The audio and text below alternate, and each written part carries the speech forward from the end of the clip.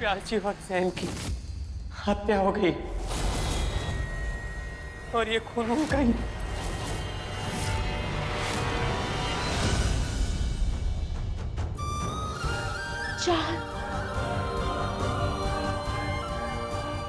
क्या? और आलिफ और गजाले ने उन दोनों के खून का इल्जाम नील बेचे पे लगा दिया। और चाहत हम सब जब ऊपर आए तो वो खंजर नील बेचे के हाथों में था जिससे जैन का खून हुआ। पापा को पुलिस लेकर चली गई माँ, अब वो वापस नहीं आएंगे। मम्मी दादू कभी वापस नहीं आएंगे ना। सौरा जी की आरती उठने से पहले एक आखिरी दर्शन कर लो। हाँ? नहीं, ऐसा नहीं हो सकता, ऐसा नहीं हो सकता। बाबा!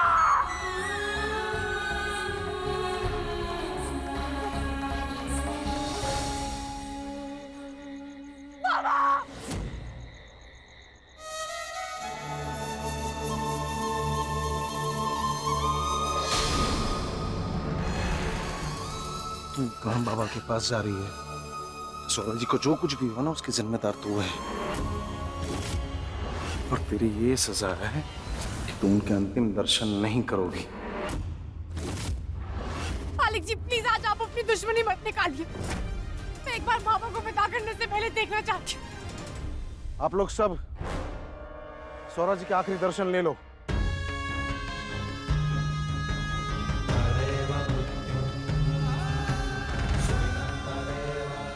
मालिक जी प्लीज ऐसा मत कीजिए, मुझे बाबा को देखना है।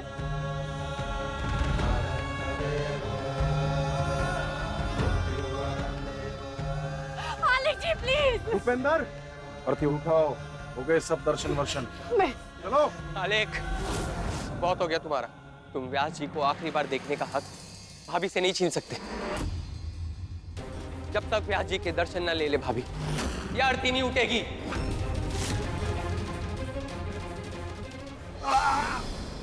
बाबा!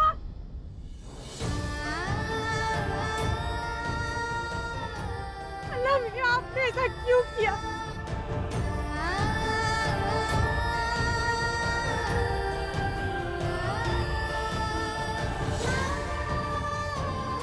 पहले ही आपने मुझसे मेरे एक बाबा छीन लिए और आज मेरे दूसरे बाबा भी। बाबा, बाबा आंखें खोलिए ना, आंखें खोलिए ना। तुझे क्या लगता है तेरे मगरमच्छ के आंसू से सौरा जी वापस जिंदा हो जाएंगे? चल हट यहाँ से, मैं कहता हूँ यहाँ से हट। बाबा! आलेख! बाबा! हट। चलो आरती उठाओ।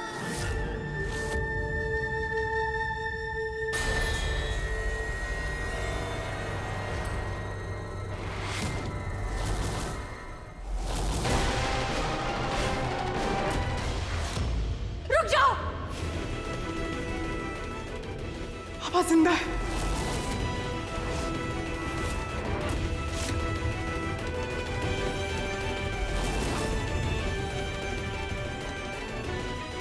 तो ये लड़की पागल हो गई है। आप लोग इसकी बात को मत सुनिए। सौरा जी की मौत का भी मजाक बना रही है ये। उठाओ आरती। मैं इस बात का मजाक क्यों बनाऊंगी? मैंने खुद बाबा के हाथ को हिलते हुए देखा है। व्यास जी,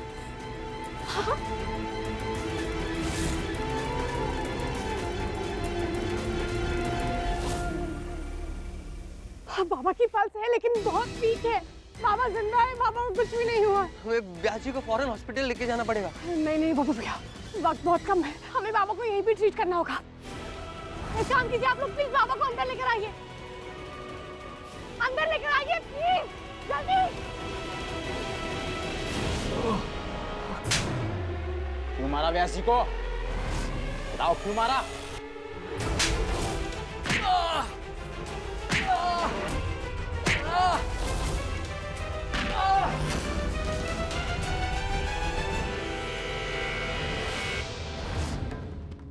बाबा आगे खोलिए ना, कुछ नहीं होगा आपको। देखिए मुझे सब याद आ गया, मेरे होते हुए आपको कुछ नहीं होगा।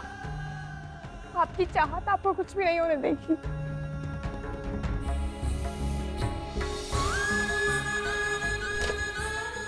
भाभी भाभी प्लीज व्यास जी को बचा लो। मैं पहले ही अपने एक बाबा को खो चुकी हूँ, मैं दूसरे बाबा को नहीं खो सकती।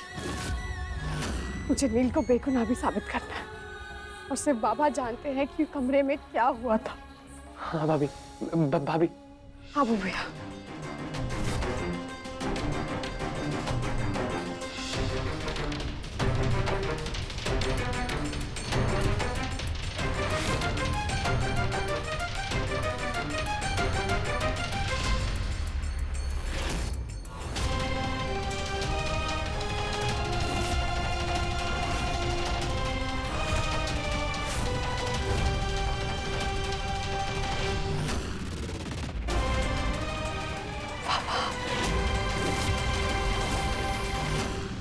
भाभी बिल्कुल अकेली है,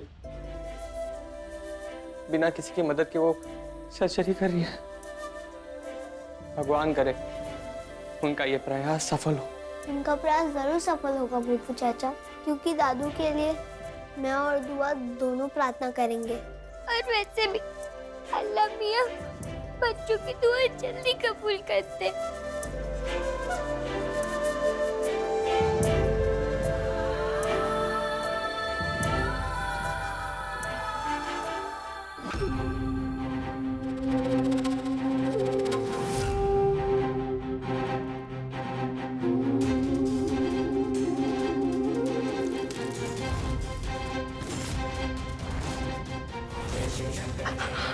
बाबा हिम्मत मत हारिए, आपको जीना होगा। मेरे लिए और नील के लिए आपको जीना होगा। श्लोक और दुआ के लिए जीना होगा। आप प्लीज हिम्मत रखिए।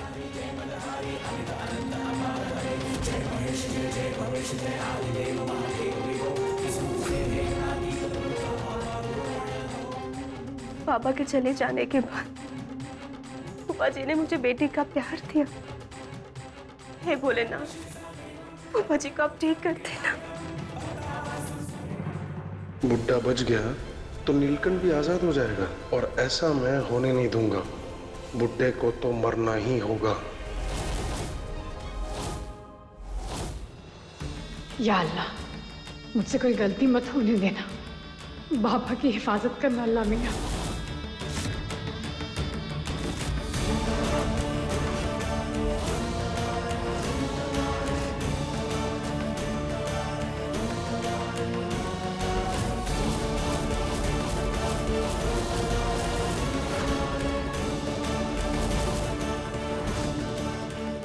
या अल्लाह मियां।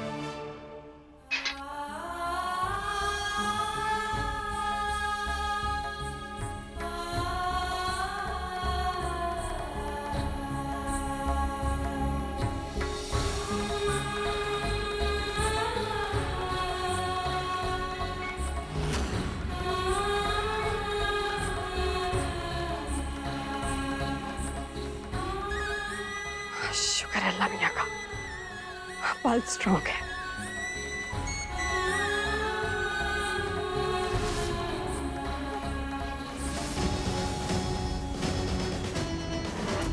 अल्लाह, बीपी इतना लो।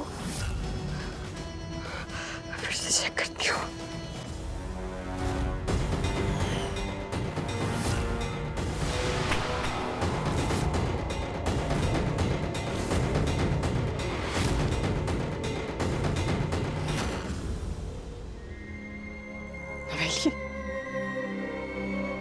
व्यास जी ठीक तो है ना? फूफा जी कैसे उनके गोली निकल गई ना? बोलिए भाभी। गोली तो निकल गई नवेली, लेकिन बाबा कोमा में चले गए।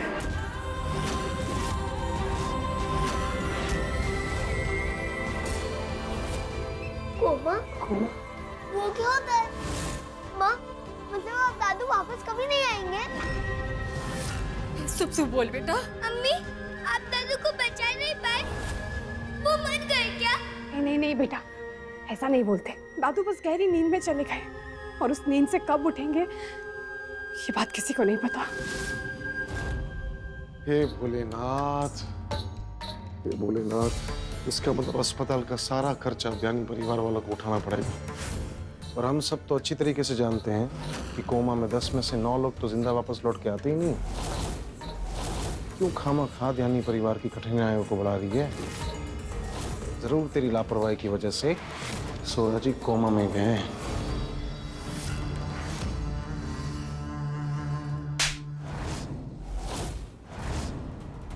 मेरा खुदा जानता है कि मैंने बाबा को बचाने के लिए अपनी पूरी जी जान लगा दी थी, लेकिन तुम्हें शर्म आनी चाहिए। अगर आज बाबा की ये हालत है तो ये तुम्हारी वजह से।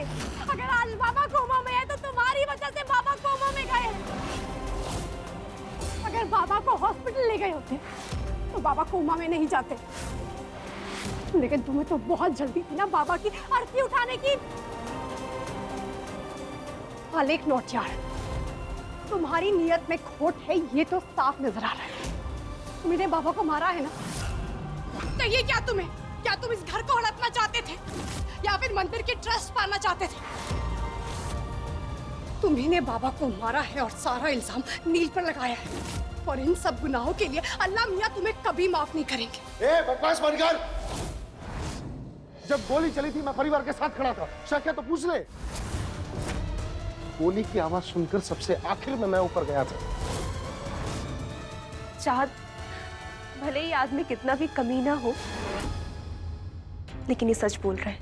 इसने गोली नहीं चलाई है, क्योंकि जब हम सबने गोली की आवाज सुनी थी तब ये हमारे साथ ही था। तुझे जो कहना है कह ले। नीलकंठ हत्यारा है, मतलब है।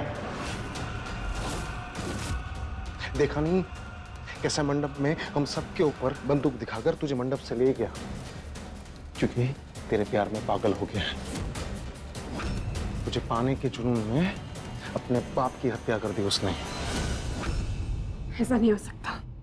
अगर खुदा भी आकर मुझे ये बात कहेंगे ना, वो भी मैं उनकी बात पर भरोसा नहीं करूंगी, क्योंकि मैं जानती हूं मेरे नील कभी किसी का खून नहीं कर सकते। मेरे नील बाबा को नहीं मार सकते। नील ऐसा नहीं करेंगे। वो भैया ऊपर टेरेस पर सीसीटीवी कैमरा लगा है ना, जिससे वो अंदर का कमरा दिखाई देता है। उस कैमरा की सीसीटीवी फुटेज मुझे ला कर दीजिए। अभी पता चल जाएगा कि कौन सच बोल रहा है और कौन झूठ। जी भाभी।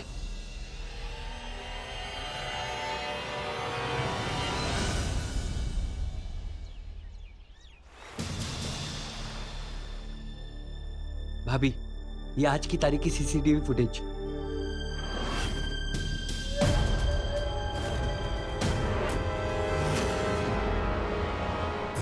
ये आदमी कौन है बब्बू भैया? ऐसे किसी आदमी को हमने नहीं देखा। उस वक्त तो हम नीचे मिसेस बेग और जैन के लाए हुए लोगों को रोकने में लगे हुए थे। 12:21। ये मियार भी इसी समय तो गोली चलने की आवाज आई थी। हाँ भाभी। हो गया विश्वास कि वो गोली मैंने नहीं चलाई थी? था ना मैं इनके साथ। चाहे कुछ भी हो जाए, हमें इस बात का पता लगाना होगा कि ये ट्रेंच कोट पहना हुआ आदमी कौन है। मुझे नहीं लगता कि ये खूनी हो सकता है। होगा कोई चोर चक्कर, घर में चोरी करने आया होगा और बंदूक की आवाज सुनकर भाग गया। क्योंकि खूनी सिर्फ एक ही है, वो है नीलकंठ। उसे बचाने की लाख कोशिश कर, लेकिन वो बच नहीं पाएगा। अम्मी, अब्बू ने कुछ नहीं किया है। अब्बू ने कुछ नहीं किया है अम्मी। हाँ बेटा, अब्बू ने कुछ भी नहीं किया है। और नील को सजा दिलवाने के लिए जो जितनी भी दुआएं मांग रहा है, मांग ले, क्योंकि हमारी मोहब्बत के सामने वो सारी दुआएं फीकी पड़ जाएगी। नील को जेल से मैं छुड़वा कर रहूंगी।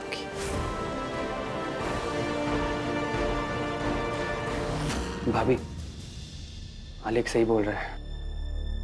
ये सीसीटीवी फुटेज हम सबूत बनाकर पेश नहीं कर सकते, क्योंकि लोगों ने नील भैजी के हाथ में वो खंजर देखा है। हमें कुछ ऐसा ठोस सबूत ढूंढना होगा जिससे नील भैजी निर्दोष साबित हो। वो खंजर, जो खंजर जैन के पेट में गड़ा था, उसमें खूनी की उंगलियों के निशान तो होंगे ही ना। हमें एक बार वो अगर खंजर मिल जाता है तो हम तो नील भैया को निर्दोष साबित कर सकते हैं, लेकिन वो खंजर कहाँ पर है नवेली? वो खंजर तो पुलिस लेके चली गई ना। इसका मतलब नील को बेगुनाह साबित करने के लिए हमें पुलिस स्टेशन से वो खंजर किसी भी हाल में लाना होगा। हाँ भाभी। चाहत,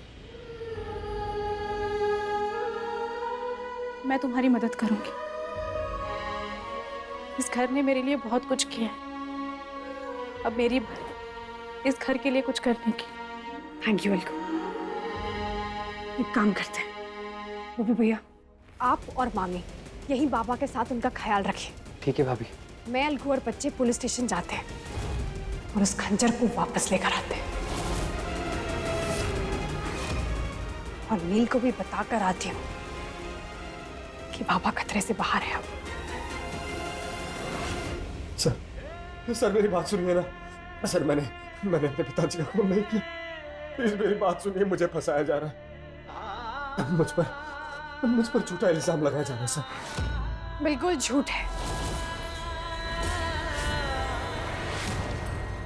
क्योंकि बाबा जिंदा है।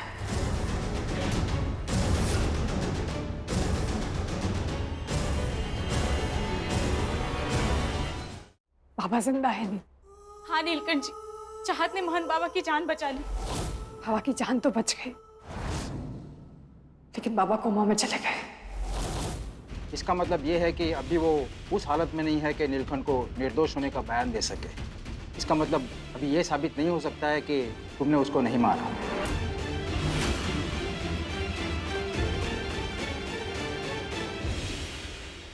आप घबराइए मत नील, मैं आपको यहाँ से बाहर निकाल कर रहूंगी।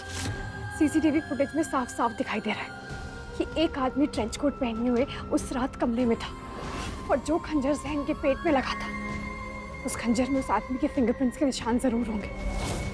एक बार वो खंजर मेरे हाथ लग जाए, उसके बाद हमारे पास सबूत होगा। चाहत वो जैन ना, उसने मरने से पहले कहा था कि उसने बाबा पर गोली नहीं चलाई। क्या कहा आपने? आपने बाबा को बाबा कहकर पुकारा। मुझे बहुत पहले उन्हें ये मान दे देना चाहिए था। मैंने जितनी बार व्यास जी का दिल दुखाया है ना, मुझे उतनी बार पछतावा हुआ है। चाहत, आप बिल्कुल भी फिक्र मत कीजिए, मैं आपको यहाँ से बाहर भी निकालूंगी और बाबा को कोमा से बाहर भी लेकर आऊंगी। आपके मुंह से बाबा लफ्ज सुनकर बाबा बहुत खुश होंगे। बच्चों, ये बात ध्यान से सुनो। अभी मुझे वो चाकू लेने एविडेंस रूम के अंदर जाना है। तुम दोनों को पता है तुम्हें क्या करना है।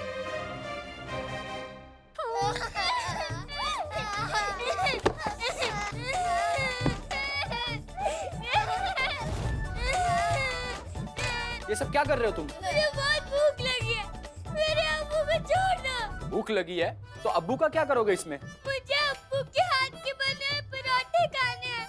अम्मी को कुछ बनाना नहीं आता। अम्मी ने लंच में दलिया बनाया है। इतने फूल से मासूम बच्चे दलिया खाएंगे तो फिर मुरझा नहीं जाएंगे। और मेरा क्या होगा? कैसे बनेंगे मेरे डोले? डोले? पराठे खाने से कौन से डोले बनते हैं? पराठे खा के नहीं, वर्जिश करके। पापा भी तो मेरे व्यायाम गुरु है ना, और आज आपने उन्हें पकड़ लिया। वो हर रोज मुझे डंड मरवाते थे, तभी तो बनेंगे मेरे डोले। और देखिए आज मेरे डोले के साइज क्या हो गए, ये देखिए।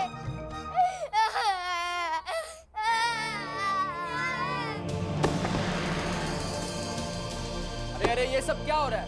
ये पुलिस स्टेशन है, तुम्हारा घर नहीं है। चलो अब जाओ यहाँ से। अब्बू को छोड़ दीजिए, भूख के मारे चक्कर आने लग गए हैं। अब्बू को छोड़ दीजिए, अब्बू के हाथ के पराठे, मतलब अब्बू को छोड़ दे रहे हो, मुझे अपना अब्बू चाहिए। अगर मेरे डोले नहीं बनेंगे तो मैं आपकी तरह बड़ा पुलिस वाला कैसे बनूंगा?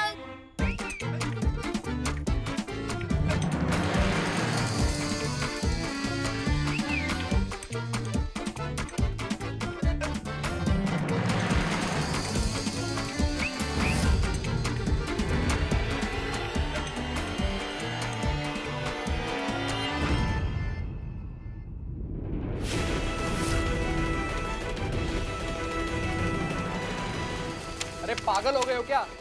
ये जरूरी फाइल था। मेरे पापा भी तो जरूरी है ना, आप पहले उन्हें छोड़िए, वरना मैं सारे फाइल उड़ा दूंगा।